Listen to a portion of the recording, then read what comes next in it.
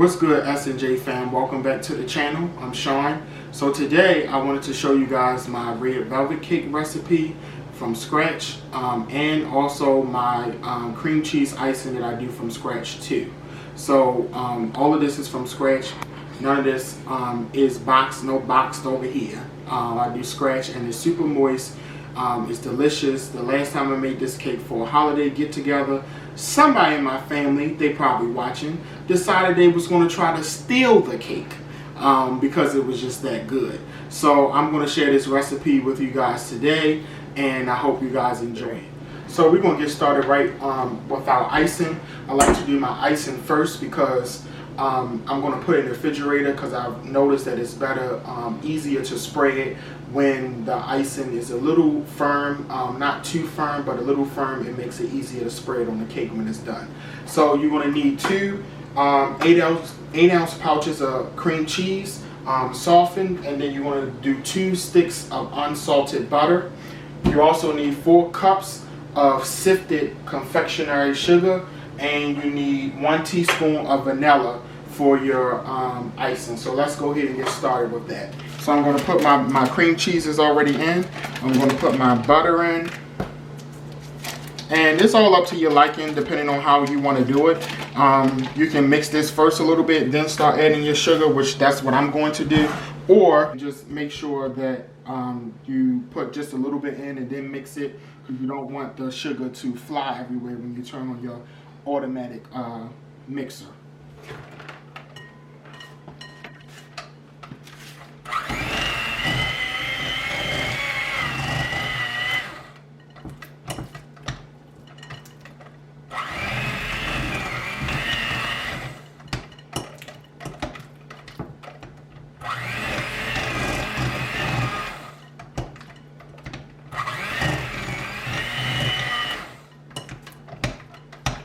So you just want to gently combine it a little bit before you start putting in your vanilla and your sugar. And if your butter is not softened when you preheat your oven for your cake, you can put your butter on top of the oven and it'll start softening like that.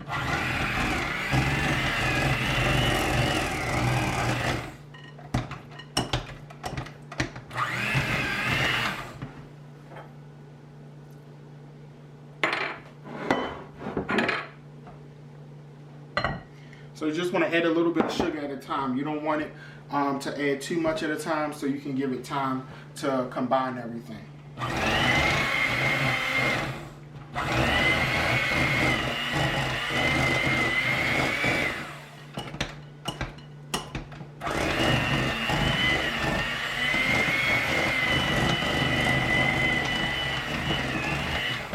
Once you start blending, you always want to have a little spatula so you can scrape the sides, so you can combine everything.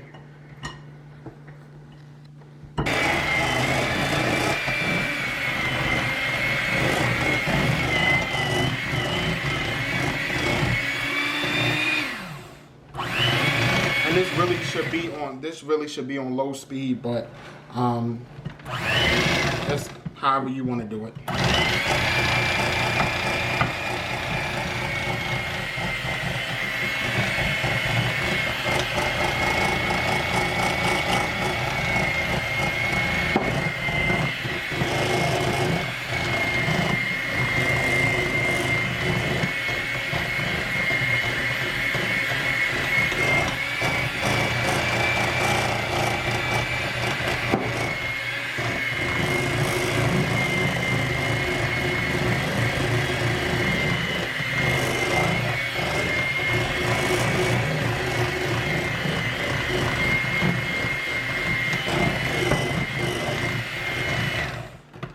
Also, while you're doing this, you want to make sure you have a nice, good mixing bowl. Like you see, I have this glass bowl where you can turn it easy on the counter, trying to help you. So then you want to scrape the sides, and you can also scrape some of this here on your mixer.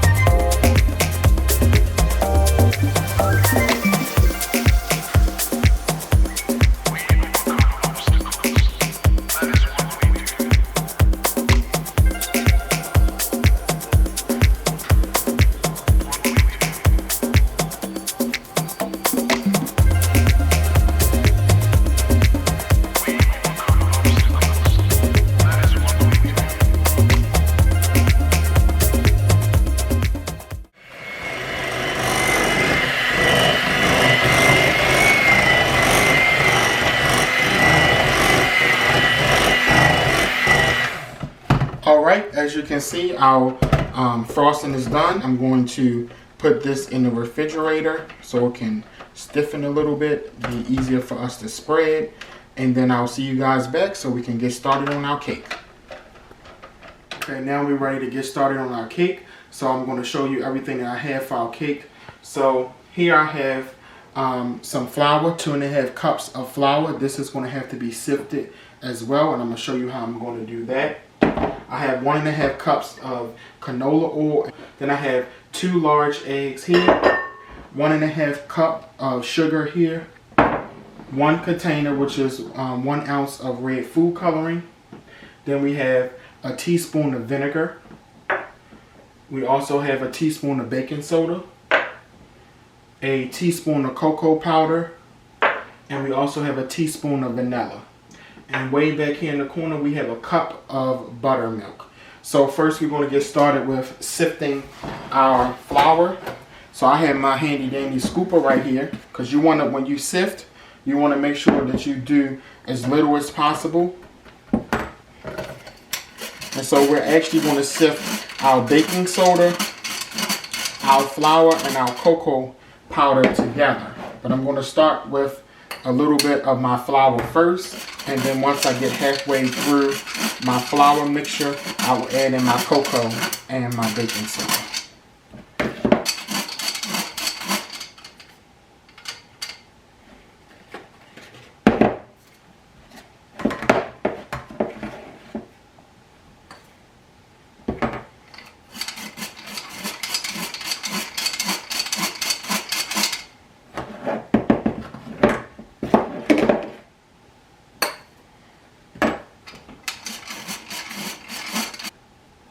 Now I'm going to add my baking soda, my teaspoon of baking soda, and sift that together with the flour.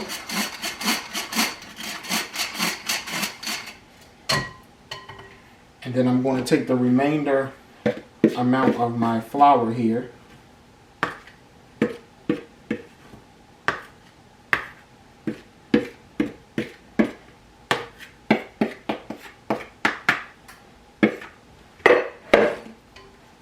and then I'm going to take my teaspoon of cocoa powder and add it. And sift it together. Now when you're using a sifter, you want to just hit your edges just to make sure. Sometimes get stuck. Now that that's finished, we're going to set this aside. We're going to grab our canola oil in this bowl, and we're going to combine our vinegar, our vanilla, and you may want to get a glove or something, put a glove on for this part, because the red food coloring will stain your fingers and your clothes, and you want to put the whole bottle of red food coloring in.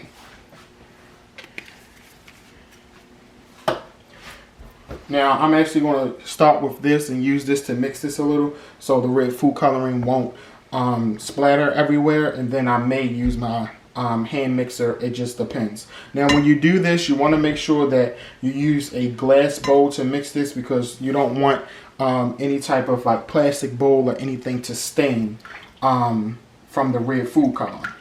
So you can just take this and mix it just like this. You just want to mix it just to combine it. You're going to add extra stuff to this mixture.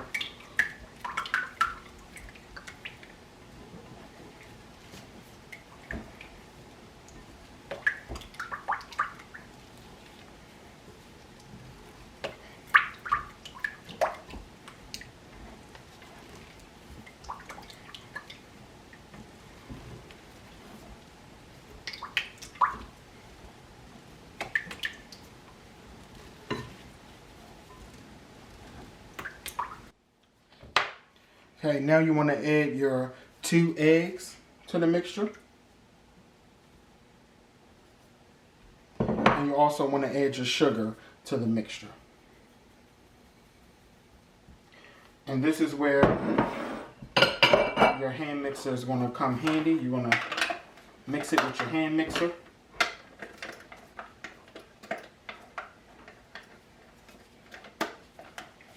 until combined.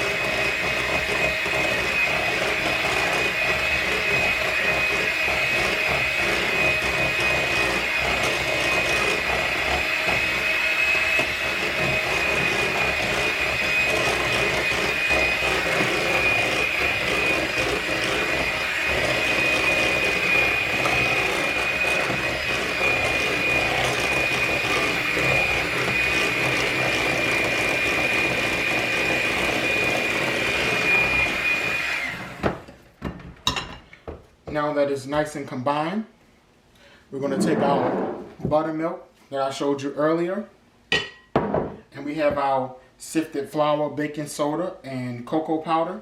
So this is a very important step.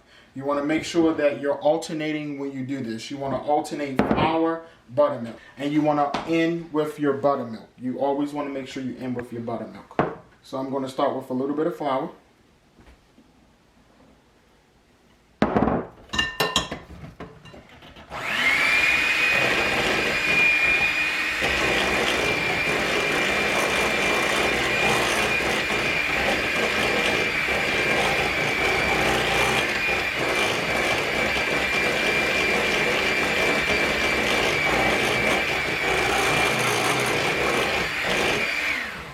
This is where our handy dandy spatula comes, because we're going to scrape the sides, make sure we combine everything.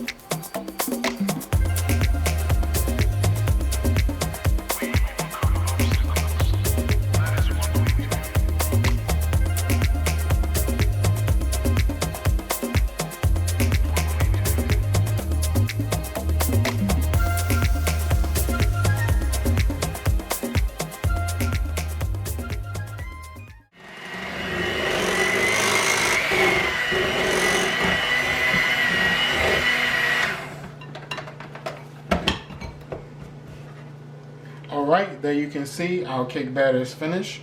I'm going to grab my pan so that we can put in the pan and pop this in the oven, and I'll be right back. Alright guys, we're back and the cake batter is done. So we're going to separate it between two of these pans, which I assume is about 9 inches. I can't remember. And these are supposed to be non-stick pans, but I still like to use something, some sort of grease or something down at the bottom so it won't stick, because you know sometimes it says non-stick and it still sticks. So I have this Wilton Bake Easy.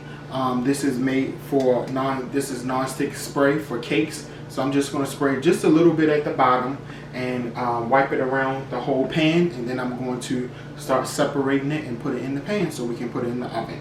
So let me grease my pan. Just put a little bit at the bottom. You don't want to put too much. You don't want it to burn. Just a coating. Just like that. And then you're going to start separating your mixture. You can spoon it out. You want to make it as even as possible.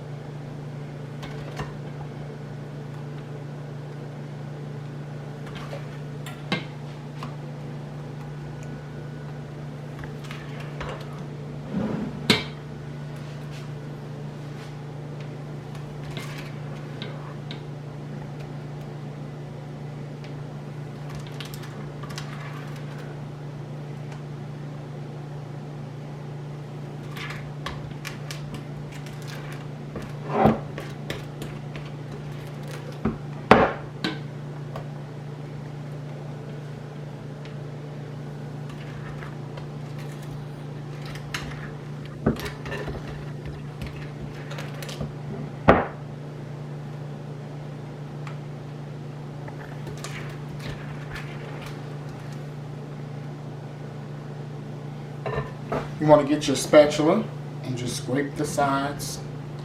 You don't want to leave any cake mix behind. You want every last bit of this.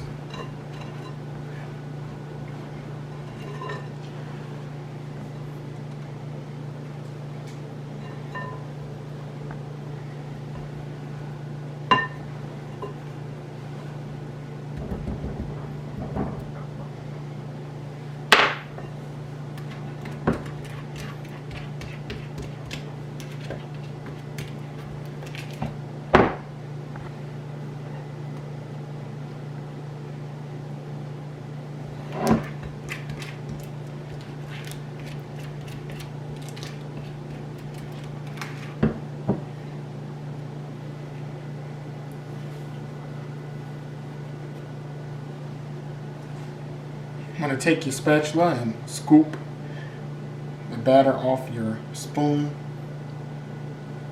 We want to try to get off as much as possible.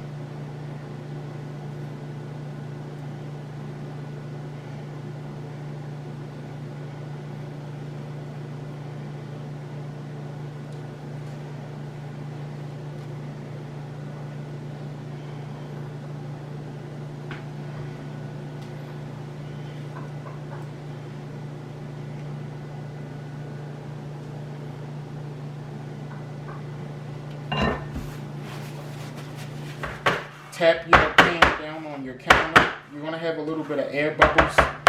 That's fine.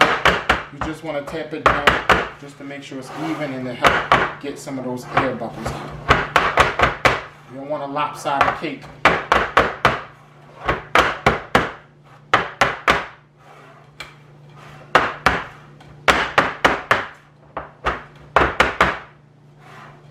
You can get a toothpick and pop some of the air bubbles just a little bit if you want.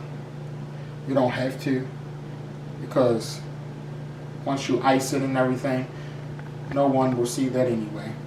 It'll still be good.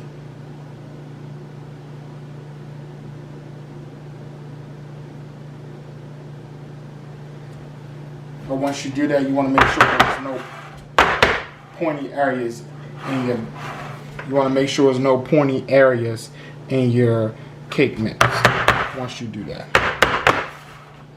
Now this is all ready to go into the oven. I'm going to put this in the oven at 350 degrees. To be honest with you, I don't really time it. Give or take, I'll start with about 30 minutes and I'll just check it as I go to make sure. You can get a toothpick and you're going to stick your toothpick down in the middle, and if it comes up clean, the cake is finished. So I'll see you guys in a bit. So our cake is pretty much finished. We're going to take our cake out the oven and I'm going to stick a toothpick in it just to make sure it's done.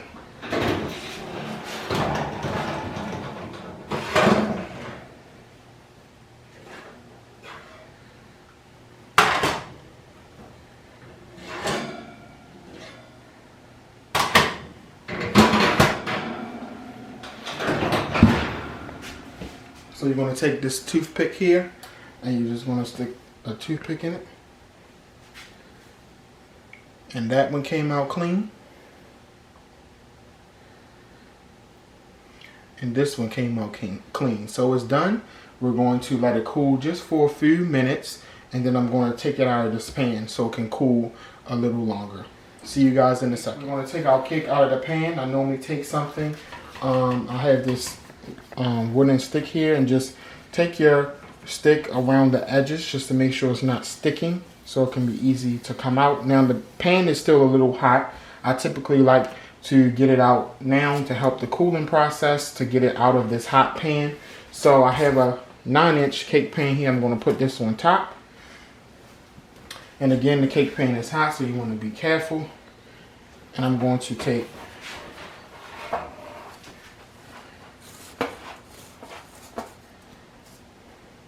you're just going to flip it.